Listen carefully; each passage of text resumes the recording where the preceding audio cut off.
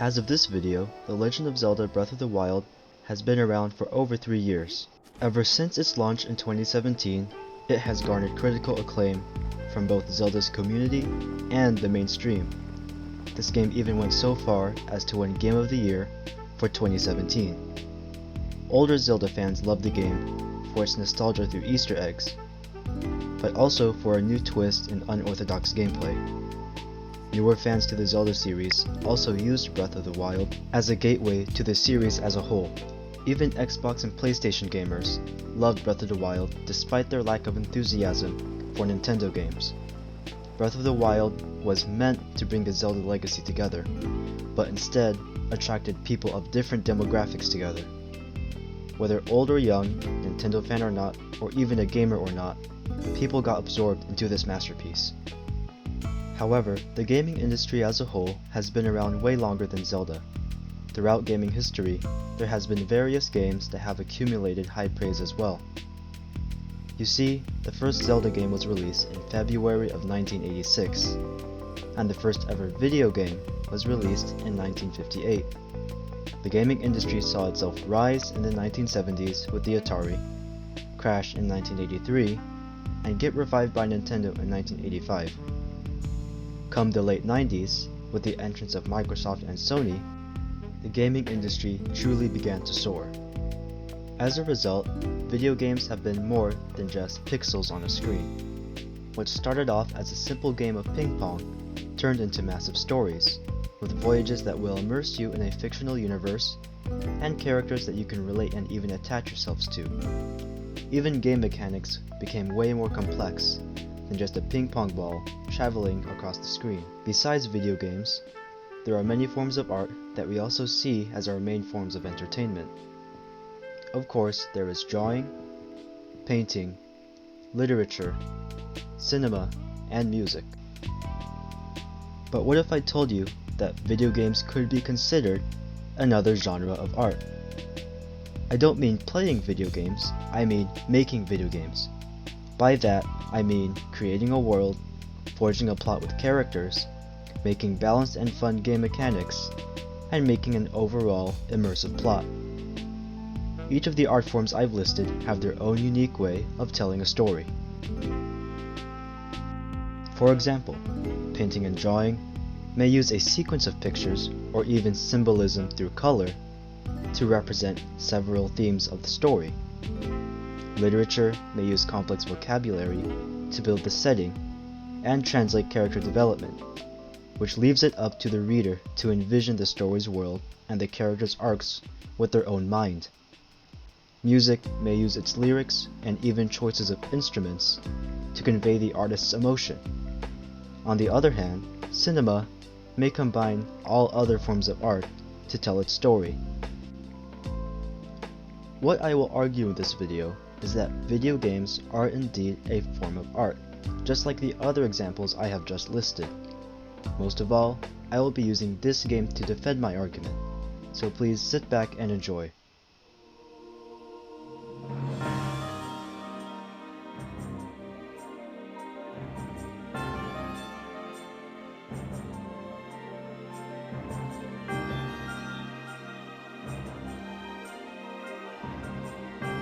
Earlier, I have listed the many forms of art that are utilized in various manners to convey a story. In almost every generation of gaming, there have been countless of games that have some form of plot, whether it be simple or even complex. However, saying that games are a form of art just because they tell a story is a weak argument in itself. Like I said earlier, each of the forms of art I've listed have a unique way of displaying a plot. In this section, I will show you how video games have an exclusive method of telling a story in the most immersive way possible. Now, Breath of the Wild is an open-world game, where players have the opportunity to explore a massive world at their own free will. In Breath of the Wild's story, Link wakes up from a 100-year sleep, and as a result, he loses his memory of who he once was or where he even lived. Link has no recollection of who his friends even were, or who Zelda even was. Link even lost the memory of what his home, the continent of Hyrule, even looked like. Later on, in the early stages of the plot, the king's ghost briefly tells Link, still rid with amnesia, that he was once the knight serving his daughter, Princess Zelda, and after falling in battle 100 years ago, it is now up to him to save Hyrule and Zelda from Ganon, who are both still in Hyrule Castle. To do this, Link must explore the continent and search for the 4 divine beasts, and save them from Ganon's corruption, in order to free the champion spirits, gain help from the divine beasts, and ultimately use their help to face Ganon in Hyrule Castle. Overall, the story is centered around Link, who must explore and save this mysterious world, whilst collecting his memories of the past during the journey. Now that we covered Link's perspective of the story, let's look at the player's perspective. Like I said earlier, Breath of the Wild attracted both new and old Zelda fans. However, Breath of the Wild is separate from the timeline that all the other Zelda games are bound to. This is because the developers of the game wanted it to be a separate story, and a unique story at that, from the rest. In the game's marketing description, it is even stated that all players must forget everything they know about the Zelda timeline. This means that every new player to the game knows nothing about all the new characters and locations in the world's new map. Now, we are starting to see some similarities between Link's and the player's perspectives. Remember, I previously said that the player has no clue who the new characters are or what the world of Hyrule has in store for them. Does this seem familiar? This is because the player's perspective of the story is the exact same thing as Link's. Link's memory loss was implemented to be resemblant of the player's lack of preliminary information. For example, both Link and the player know nothing about Hyrule. This means that every region they explore is discovered together. This means that as Link begins to familiarize himself with the world he once called home, so is the player at the same time. Basically, the lack of knowledge in both Link and the player in regard to their surroundings and the characters makes the experience all the more realistic, as both of them unearth every secret, explore every region, and even encounter new characters together. However, the most immersive part of Link's memory loss has to be, like I said, the plot. Since Link lost all of his memories of who the champions were, or who even Zelda was, it is his job to recollect those memories. This includes seeing the locations of Zelda's pictures, visiting the champions' homes, and even reclaiming the Master Sword. Overall, throughout the game, it is emphasized that both Link and the player know nothing about their past. Therefore, it makes it all the more realistic that both the main protagonist of the game and the player controlling them learn about their past together. Overall, this is one of the most immersive plot devices that could be used in a story, or in this case, a game. This is because, in a novel or movie, a character with memory loss uncovers his past by himself, while the viewer only spectates. Whereas, in a video game, it is the player's obligation to uncover the main protagonist's story by themselves, as they themselves are the ones controlling the main character. This treats the player of the game as if their perspective is in the shoes of the actual protagonist. Therefore, that is how video games use the art of literature to transform the plot into a story determined by the viewer's actions, rather than just treating them as a simple spectator like in novels or movies, only spectating the actions of the main character, rather than impacting the story by themselves.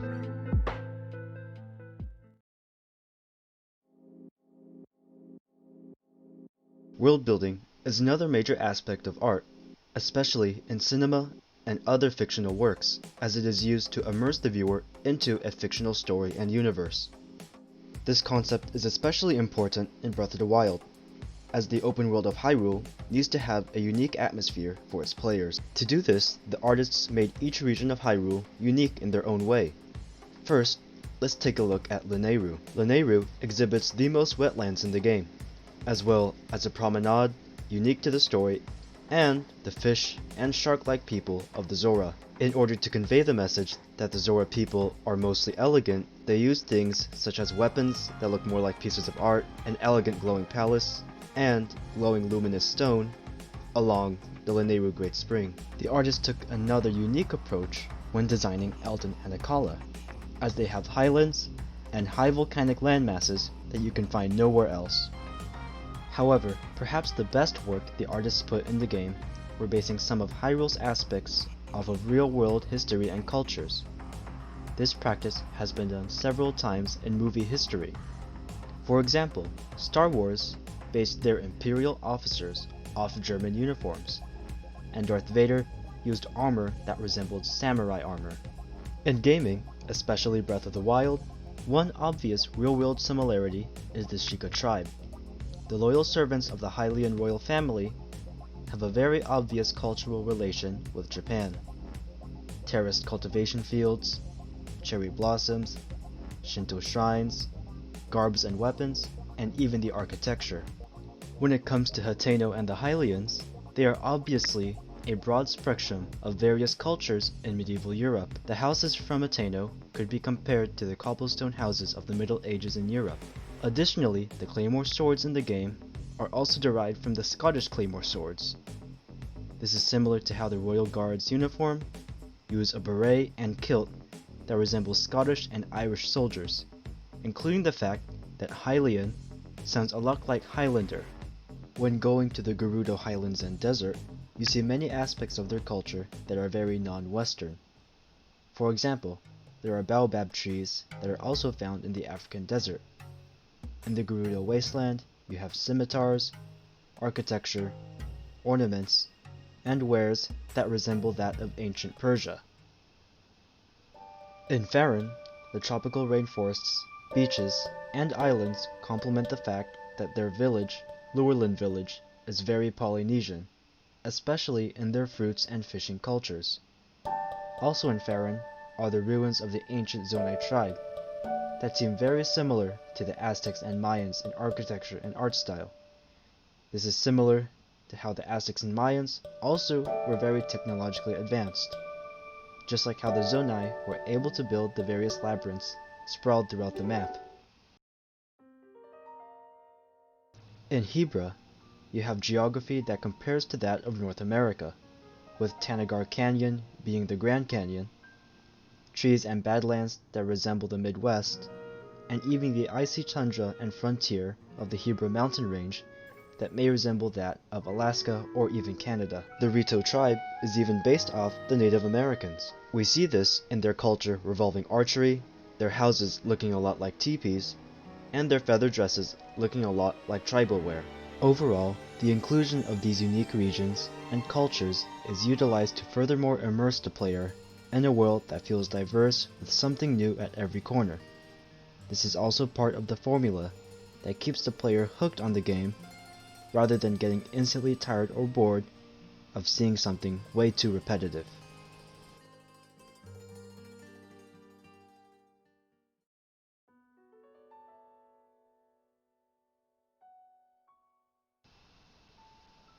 Music is clearly one of the more popular forms of art. People who make music are even called artists. However, music as a form of art goes beyond mainstream albums. Music has been used constantly in other forms of art, such as cinema, to enhance the story. Choosing the right music for the right scenarios could be used to emphasize a message or theme at certain points of the story. For example, in the movie Interstellar by Christopher Nolan, the composer Hans Zimmer created the song No Time for Caution, which has hints of a clock in the beginning of the track. The clock tells the viewer that time is at the essence for Cooper, as he must dock the ships before both of them plummet to the planet below. In gaming, there are also famous tracks that are hinted throughout their franchises that were also created by talented artists. Breath of the Wild has, in my opinion, one of the best gaming soundtracks of all time. Take the original Legend of Zelda theme. Ever since its debut in the original Legend of Zelda for the NES, it has been in almost every other Legend of Zelda game. Its most significant appearance in Breath of the Wild is when marching to Hyrule Castle.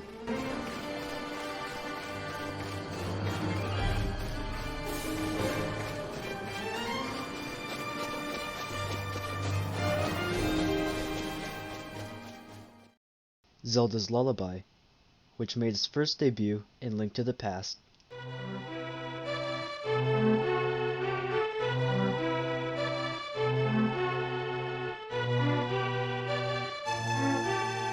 also had its share in Breath of the Wild.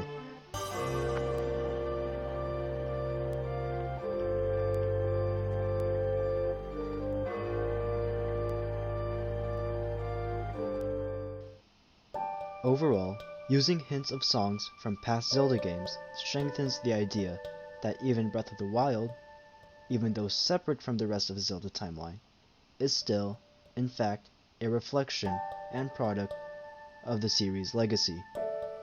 Whether it be the heroic main theme, or the gentle and heartwarming lullaby, it still reminds you that Breath of the Wild is indeed a Zelda game.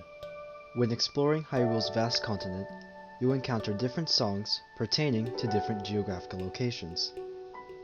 When exploring most parts of the world, the day theme for Hyrule Field exhibits a calm and quiet impression that leaves highlights to the fact that the world that was once sprawling with civilization is now dead, and there is nothing to hear but the faded memories of the past, with nature slowly reclaiming the land.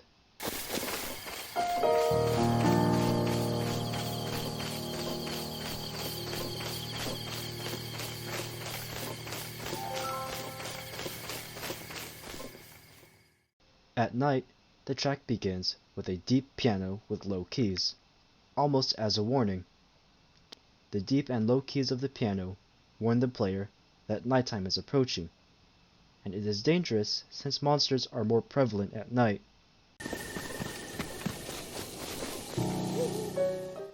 However, once the warning is over, sad and quiet piano notes are played, as if the world wants you to enjoy the quiet atmosphere of a dead, yet naturally thriving world.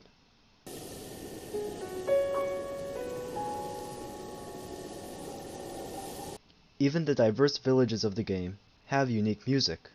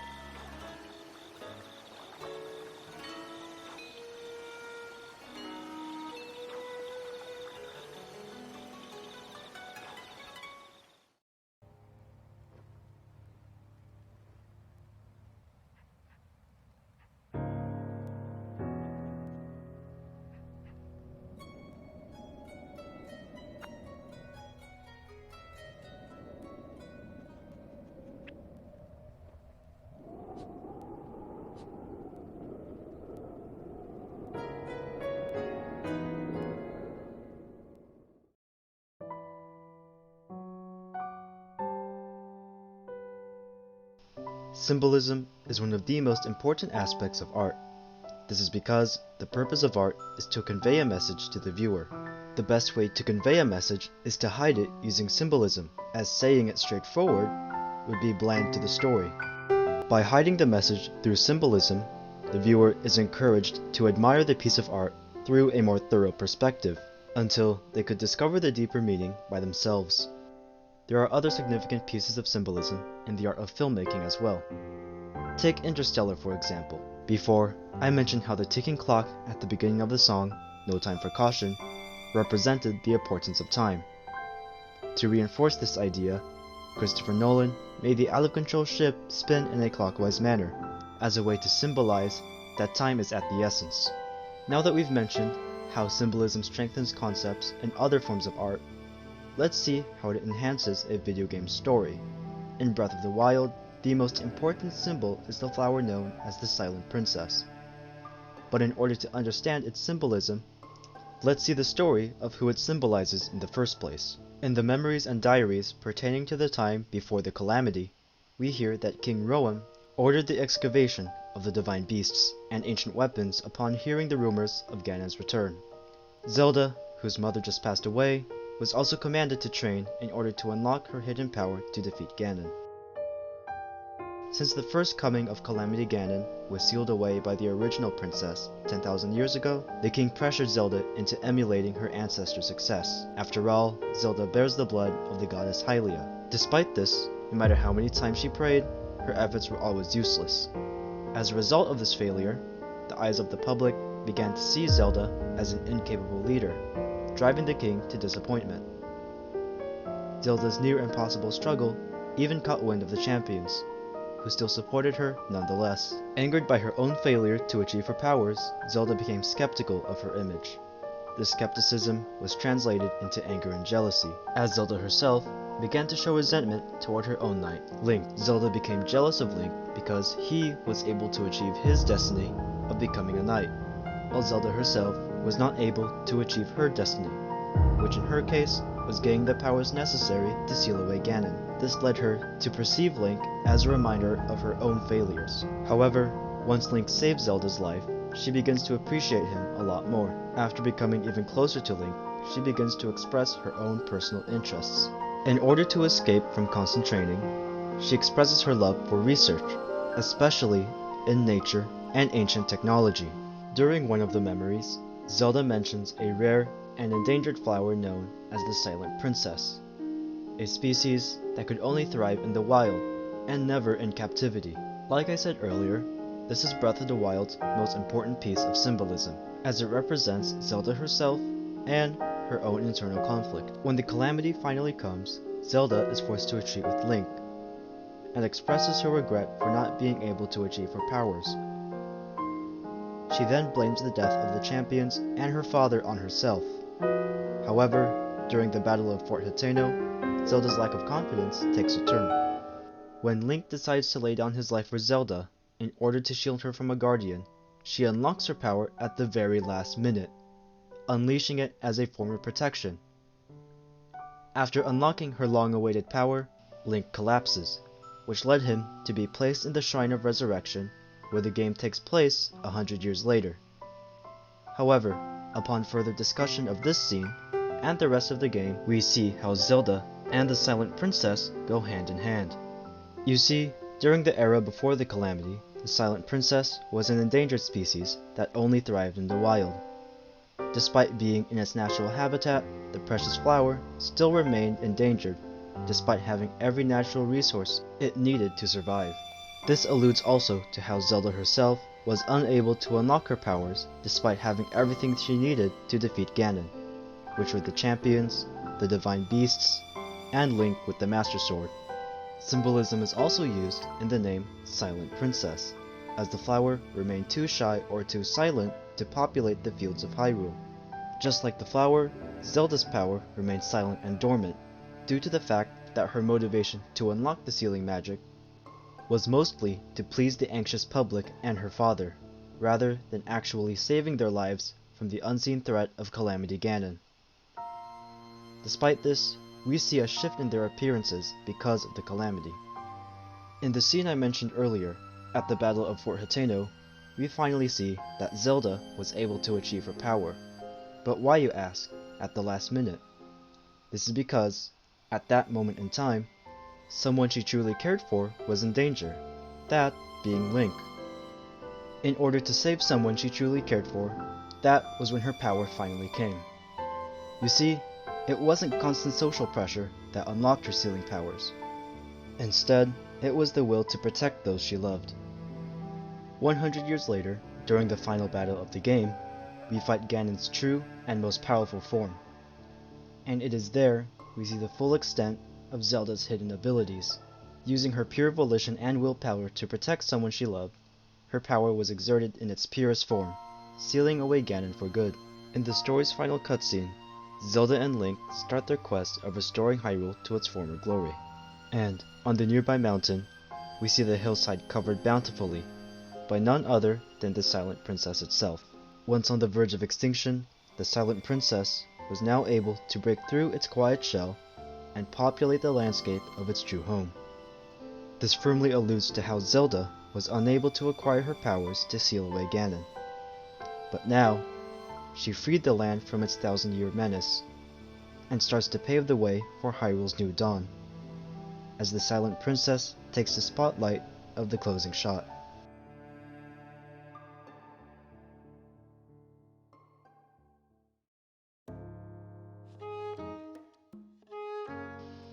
Overall, that is Zelda masterpiece that is The Legend of Zelda Breath of the Wild proves that video games are indeed our newest genre of art.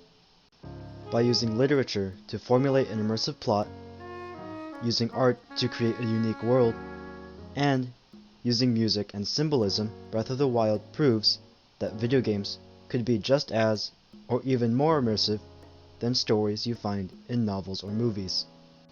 In the end, video games are proven to have the potential of being our best modern source of storytelling, since now we have the technology to center a story around the viewer's actions, giving an experience no one can find in a book or a movie.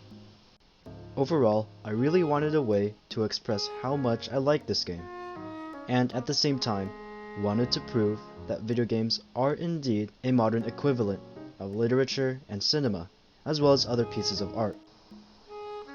Compared to other fans of this game, I actually got this game pretty late. When this game released in 2017, I felt that it was overrated and not really worth playing.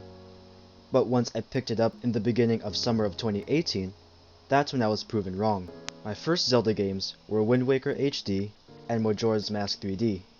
However, it was really Breath of the Wild that got me absorbed into the series. My favorite part of the game, besides the story, was exploring its vast landscape. When it comes to school, I'm really passionate about geography. And when it comes to Breath of the Wild, I was in luck, since Hyrule was very diverse when it came to the setting. Personally, exploring every nook and cranny of Hyrule was probably my favorite experience, besides the story of course. This shows how far the gaming industry has really come over the years. Never has a game made me care more about nature than Breath of the Wild.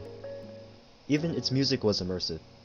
When visiting Griffith Observatory in 2019, a couple months after completing the Champion's Ballad, the game stuck to my head. While walking up Griffith Mountain, I heard the game's music in my head, as if I was actually Link traveling across Hyrule. Thank you guys so much for watching, and I'll see you guys in the next video. Bye.